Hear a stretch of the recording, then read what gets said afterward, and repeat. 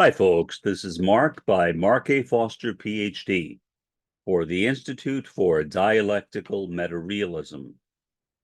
I wanted to address the subject of the relationship between the ideas of Mao Zedong and Maoism-Third Worldism.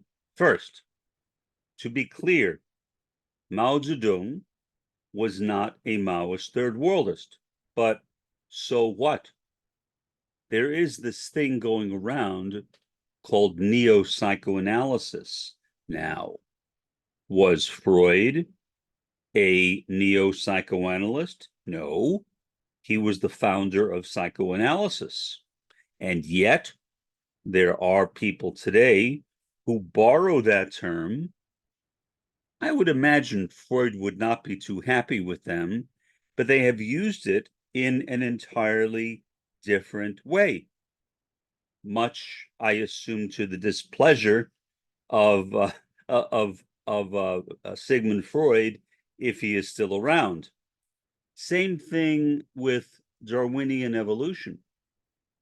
Darwinian evolution today has some things in common with the views of Charles Darwin, but the modern approach to evolution, which is commonly called the modern synthesis, also has a lot of differences.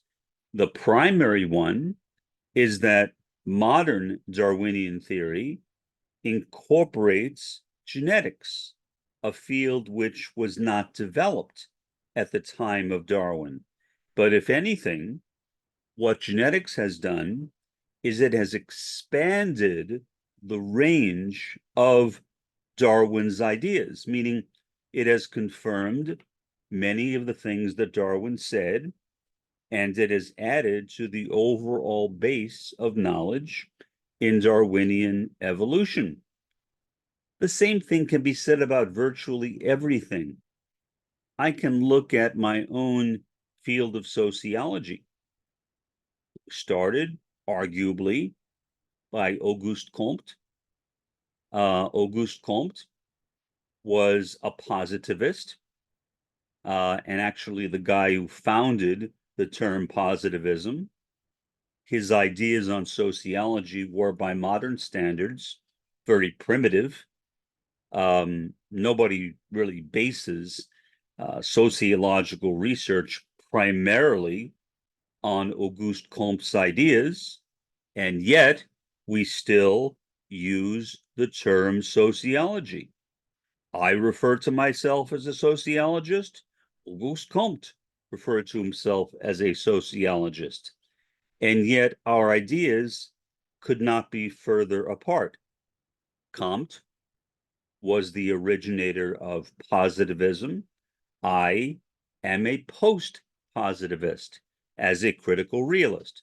By definition, all critical realists are post-positivists, meaning we take some elements of positivism, but we abandon others. And we recognize that not all scientific methodologies need to be quantitative. In addition, Comte was obsessed, maybe that's too strong a word, but I'll use it anyway, was obsessed with the idea of laws. Why? Well, because Comte based his sociology primarily on the ideas of Isaac Newton. And Isaac Newton talked about laws, like the law of gravity, for example, like the first and second laws of thermodynamics. Roy Bhaskar, as the founder of critical realism, has rejected, for the most part, the concept of laws and has replaced them with causal mechanisms, recognizing that laws are too fixed, too static, and that in reality, what we see in the universe, including the human universe, are more causal factors which influence our behavior, but which do not exactly determine it. In other words, a pure positivist would, in a sense, reject the idea of free will, would assume that all of us are in effect programmed by the world around us. But post-positivists, including Roy Bhaskar, generally reject that position and acknowledge the importance of free will. And yet, we use the word positivism, simply prefixing it with neo. Okay, so that idea can be dismissed very easily. Why would I use the word Maoism if I am not a Marxist, Leninist, Maoist? It doesn't matter. I accept many of the ideas that Mao Zedong developed, especially Mao's discussion of the Third World. Mao was the major communist leader to talk about the Third World. Now, did he discuss it in the same way as I do, or other Maoist Third Worldists do? No.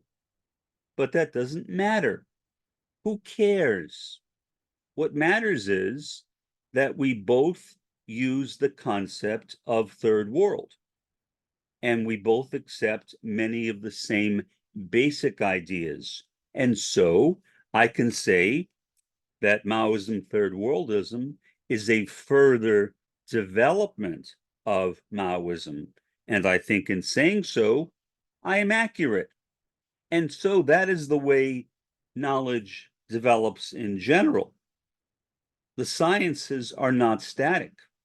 Modern physics, even mechanistic physics, while started by Isaac Newton, is not limited to the ideas of Isaac Newton. It has gone way beyond those ideas, and yet still Newtonian physicists refer to themselves as Newtonian physicists, even though Newton did not address many of the topics that many Newtonian or mechanistic physicists address in the 21st century.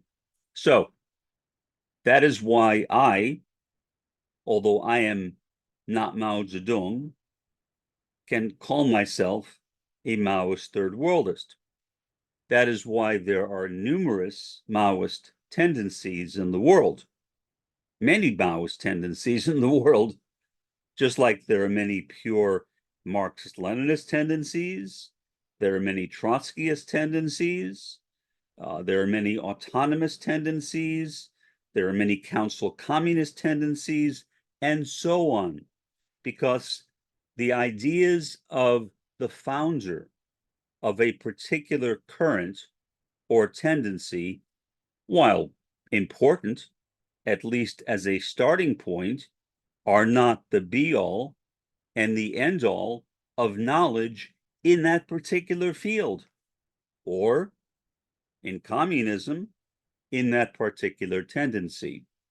So I hope you get my general drift. Communism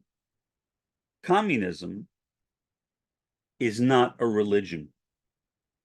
I do not worship Marx. Marx was a very flawed man. Although from Jewish ancestry, he was a very strong anti-Semite.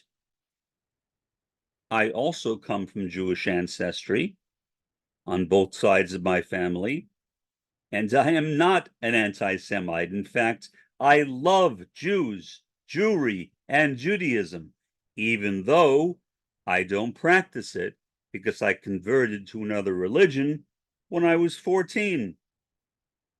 And you can go on and on and on and on. It doesn't matter.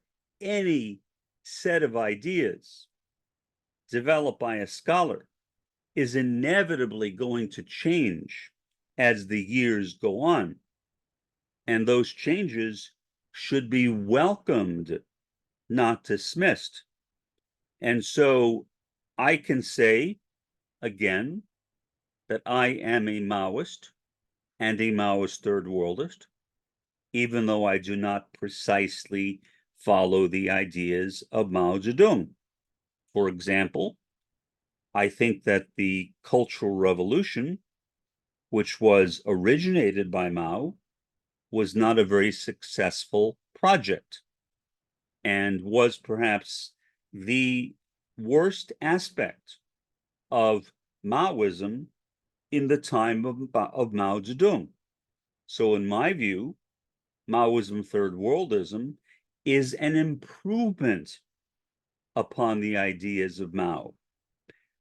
I do not reject Mao Zedong because my ideas have gone beyond his, or at least in my view, beyond his. I simply start with him and then I add additional knowledge to what he said. Like Marx, Mao was not a perfect man, especially during the Cultural Revolution. He engaged in many atrocities, which I think anybody with any degree of moral conscience, especially myself as a moral realist, would regard as contemptible. That's fine. Nobody is perfect, certainly not myself. So if I am not perfect, something I am more than willing to acknowledge, then why should I expect anyone else to be perfect either? So I can accept Maoism. I can accept the basic ideas that Mao set forth in his writings. I can recognize Mao's absolute genius, and he was an absolute genius, while at the same time differing with him on certain specifics and trying to expand his ideas beyond the ones that he himself set forth. So the basic idea of the relationship between the founder of a field or the founder of a communist tendency is one that needs to be carefully considered, because a relationship does not mean that the two are identical. Because I am a Maoist does not make me Mao. Because I am a sociologist does not make me Comte, and so on and so on and so on. I follow their basic platform, the basic ideas they developed, but I recognize that there are some things they said which could be improved upon, and perhaps some things that they said, like Karl Marx's, well, let's say, unfortunate anti-Semitism, which should be completely and totally rejected. I even once met a Marxist, and I'm still not sure whether this person was being honest or was trolling me. Either way, what the person said had some legitimacy to it. This person said, I am a Marxist, but I reject the dialectic. To me, the dialectic is the cornerstone of Marxism. And I personally don't see how one can be a Marxist or a scientific socialist without accepting the Marxian dialectic, without looking at the contradictions of capitalism and the major contradiction of capitalism in imperialism. However, that's just me. When I listened to this person talk, I considered what that person said, and I said, well, okay, maybe it is possible to be a Marxist or a scientific socialist without accepting the dialectic. However difficult that may be for me personally to understand, and it is, because it makes no sense to me. It literally makes no sense to me, but who cares whether it makes sense to me? Assuming the person was not trolling me, and I'm not even sure till this day, and that was about 10 years ago, and the person was being honest, then okay, sure, let the person have whatever views she or he wants to have. It is really none of my business. My business is focusing upon Maoism-Third worldism and the critical realism of Roy Bhaskar, trying to bring them together, which is what I do, and also trying to advance them beyond the work of Mao Zedong and Roy Bhaskar.